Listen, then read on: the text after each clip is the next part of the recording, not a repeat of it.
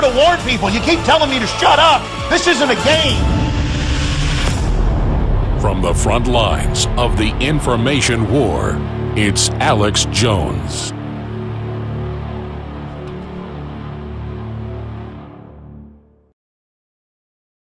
And again, the reason I'm so thankful for Bob Barr is back when I was just a local talk show host, he probably doesn't even remember this, in 96, 97, 98, he would come on and talk about carnivore and the NSA and the dangers of big government and how the Republicans were working with the Democrats to do that. And I would interview shippers and Farah and all the people that were involved over at WorldNet Daily exposing what was happening.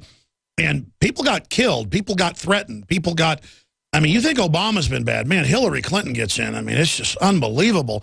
And she's so weak. She's so corrupt. She's so bad. It will just politically destroy her because they're going to destroy us and we've done nothing. And they're coming after people and auditing. I mean, the stuff I've been through, it's just the harassment's been incredible. And I don't complain about it. I don't even talk about it. But then Lois Lerner gets caught lying months ago, and then it comes out yesterday she lied again and is upped the persecution, and no one gets in trouble. The woman should be arrested. They're ruining people's lives. And so many others go, well, I'm scared. I'll just shut up. Folks, if you do that, they win. We become a banana republic. We're very close. So I wanted to get Bob Barr on to talk about a host of other issues now and his campaign in Georgia, in such a key area in and around Atlanta. But before we go any further, and he'll have seniority when he gets back in to bring up these issues that Ron Paul was bringing up back then. Nobody else was. So just like Ron Paul stayed in Congress, so he became so influential, if Bob Barr gets back in, I predict that, and it'll be like I said, another Rand Paul, another Ron Paul, another, but in some cases even better. That's what's so exciting about this is more good guys there. But I wanted to play this clip from right before the NFL Super Bowl last Sunday. We were treated to an hour on local Fox, broadcast TV all over the country, of Obama in a softball interview that they called a hardball interview with O'Reilly. And he said there's not a smidgen of corruption in the IRS, folks. That is legendary. The IRS is famously corrupt, persecuting people. So I wanted to play this clip and get Bob Barr's take on the latest Pinocchio statement from Obama. If you're involved, no corruption there at all. No, that's not what I'm saying. That's actually no. But I want to know what you're saying. You're the leader of the country. You're saying no corruption. No. None. No, there were some boneheaded decisions. Out of a local no mass corruption. Not even mass corruption. Not even a smidgen of corruption. Okay. So I tell you, that has got to be the most 1984 statement I've heard in my life, topping all the other whopper lies. Bob Barr, is Obama the greatest liar we've ever seen in office? I think he is. He is. You know, at least with Nixon, you could sort of tell when he was lying because he knew that he was lying. I think with Obama, he probably could do something that some political figures that I prosecuted when I was U.S. attorney, for example, a sitting congressman that I prosecuted for perjury, he could pass a lie detector test because in his mind he was so arrogant and so divorced from reality.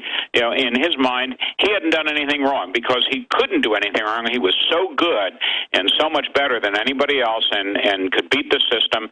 He did. He passed a lie detector test that he thought would get him off the hook. Of course, it didn't. This president is so arrogant. I have never in my entire life witnessed anybody as arrogant as this president is. And he truly believes, I think, what he says. I mean, this is absolute rubbish that there was not a, what term to use, a smidgen. There's a real technical. Yeah, it's not a smidgen; it's a giant steaming pile. Yeah, not a smidgen. Oh, there were some boneheaded decisions made. Well, that's great. If that had been the defense that was around as enunciated by the President of the United States back when I was U.S. attorney, we probably couldn't have prosecuted anybody. All they would have to do is come in and say, "Oh, I just made a bonehead decision. I'm sorry. Let me off the hook." Yeah, I mean, I could go rob a bank. When the cops show up and I got bags of money, I go, I just made a boneheaded decision. Yeah, I robbed the wrong bank at the wrong time. I tell you, it's insane. Looking at some other ones here, I mean, even the mainstream media kind of balked at that one. What do you make of up closer to Georgia and Virginia? They're trying to pass a law now because of $5,000 fines for people in rural areas having birthday parties in their backyard. That's CNS News. Here's a new one. IRS to issue rules to silence conservative groups. So they're doubling down on that. And then of course, we'll also get into the latest on the TSA. Their own whistleblowers going public saying, of course we grope everybody and don't stop terrorists and laugh at your naked body. I mean, it just seems like all of the banning lemonade stands all over the country, banning a girl baking cupcakes and selling them. What do you think's going on here with this attack on any type of entrepreneurship that isn't out of some big corporate store? Well, that's why they're doing it, for one thing. The other reason is simply because they can do it. People let government get away with this nonsense. They'll complain about it. There'll be a headline, and then people will forget about it. It'll happen again. People will complain about it. But what you have to do is you have to go after this sort of government intrusion, this abuse of government power, relentlessly, constantly, in order to get rid of it. It's particularly, Alex, distressing that these sorts of things are happening in the Commonwealth of Virginia. I mean, the real birthplace of our system of government. I mean, the native home to James Madison and George Washington and Patrick Henry and Thomas Jefferson and Monroe. I mean, can you imagine that in the Commonwealth of Virginia that gave us such great founding fathers, now you have police going out and shooting people simply because one of them makes a mistake during the service of a warrant or a subpoena. You have the government going out and arresting people for simply having a yard sale.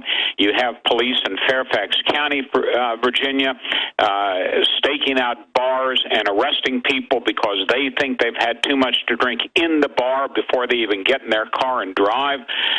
If it can happen, if this sort of stuff can happen in the Commonwealth of Virginia, the birthplace of our Constitution, it can happen anywhere. And the longer people sit back and allow it to happen without taking action against these public officials, the more and more it's going to happen. And if we're not careful, pretty soon it's going to be a part of our culture, and it'll be virtually impossible to turn back the hands of time. Oh, yeah, that's all federal guidelines and federal funds. Here in Austin, it was a famous case in Radisson. The guy had 3 beers over 2 hours watching a baseball game. He was a salesman for a big company, and he was going back to his room. He wasn't even, and he told the cops, he goes, they got him. Oh, no, I'm a guest here at the hotel. They still took him to jail. And so that's a thing they do here now. They watch you have 3 drinks and then arrest you, even if you're walking. And, Congressman, they have signs up in Austin. I shot video of this. It's on YouTube that says, do not drink and walk. And then they asked the city, they said, what do you mean, don't walk around with a beer? And they said, no, don't walk in a bar and drink and then walk out. We're going to arrest you for walking while you've had a drink. That is. I mean, if it weren't serious, it would be absolutely hilarious. But it is serious, Alex, and that's why it's so important that you're out there and that other people are out there raising the alarm on this. But we have got to do it in a way that Congress normally doesn't. What Congress, unfortunately, normally does, and the Republicans are terrible about this, is they'll see an issue, they'll define it properly as a problem, they'll have a hearing on it, or they'll issue a statement, and then they forget about it and move on to something else.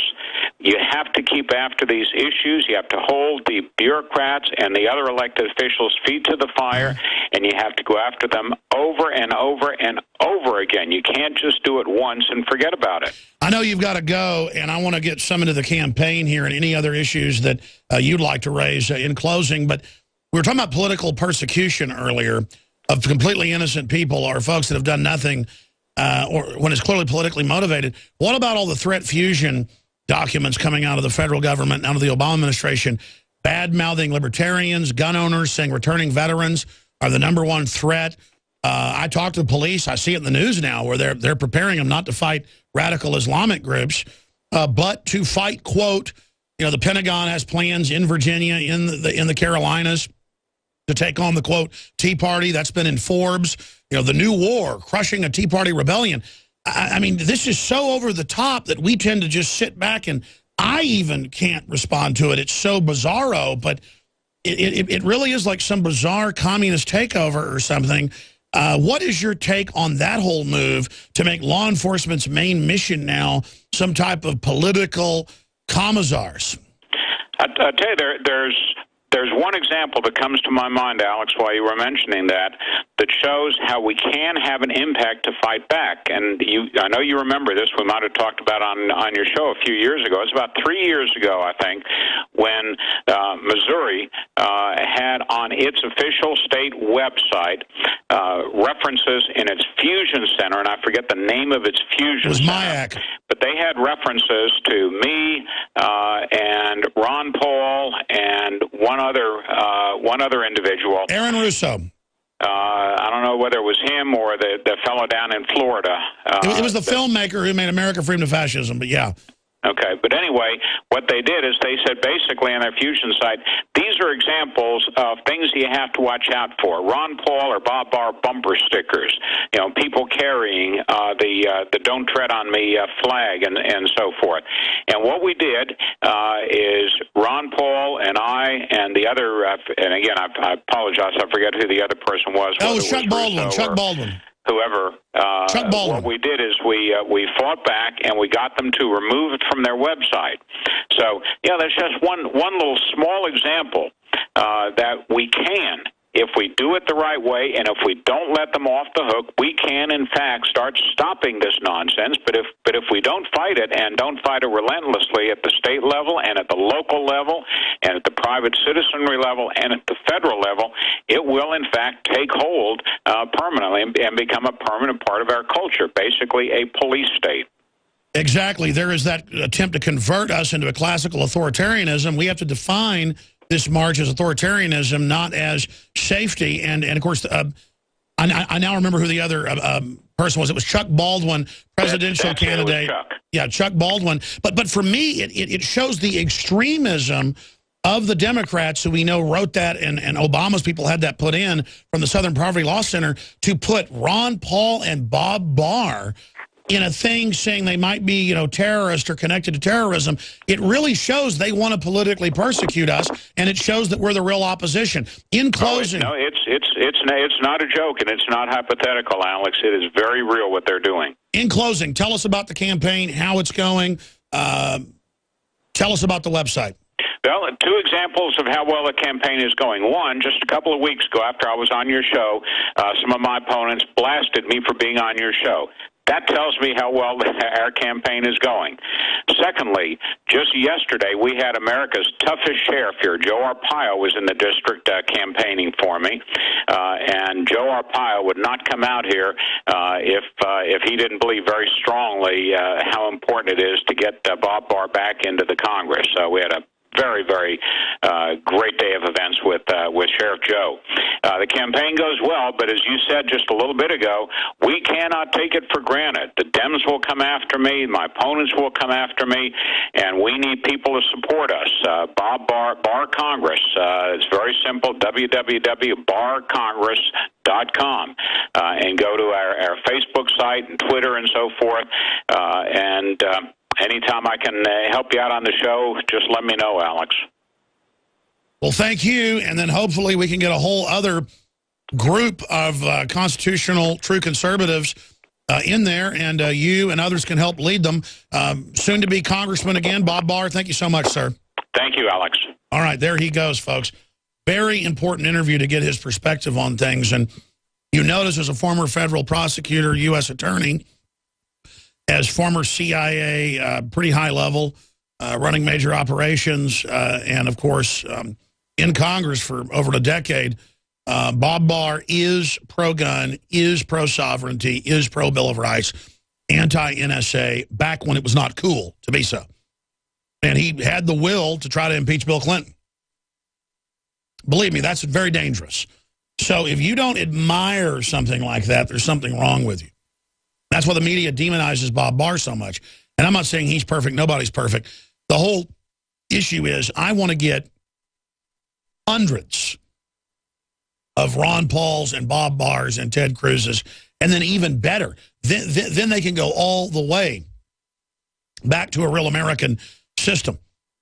I mean, we need Hispanic Ted Cruz's. I guess he is Hispanic. I said that on purpose. We need black Ron Pauls. We need, and they're there, folks. That's why the media says the Tea Party's racist. Don't be part of it. You're not welcome if you're a minority, because they want this racial conversion to flip over, and then the Democrats are back in the news. Black lawmakers, black caucus saying when Republicans elect blacks, it's because they're figureheads. When you're elected to Congress or to the State House, you're not a figurehead if you use the office like you're supposed to defend the people. It's not figurehead when whites went out and elected Obama trying to get rid of racial issues. And of course, they made it worse on purpose, losing that golden opportunity. This is what they do. And I just see how nasty they are, and I see how above the law they are and how bad they're getting, and they've got to be stopped. And then when the Republicans, try to power grab, we'll go after them. But, I mean, this is the big battle right now.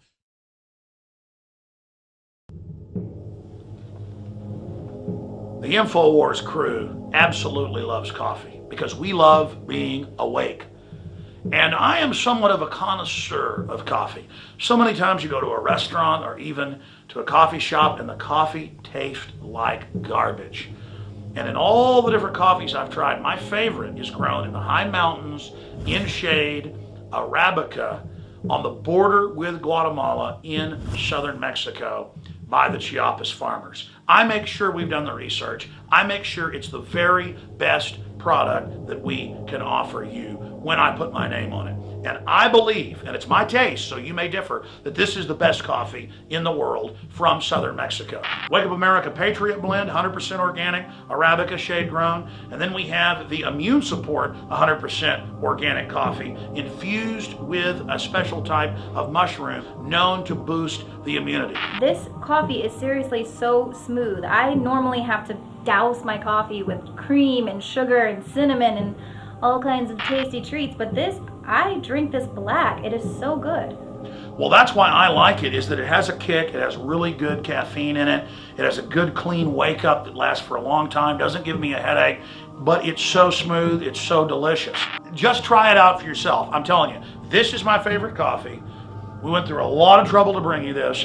Just try it, and I think you'll be hooked like we are here at InfoWars. Well, folks, find out for yourself and support the information war today. It's all available at InfoWarsLife.com or by calling toll-free 888-253-3139.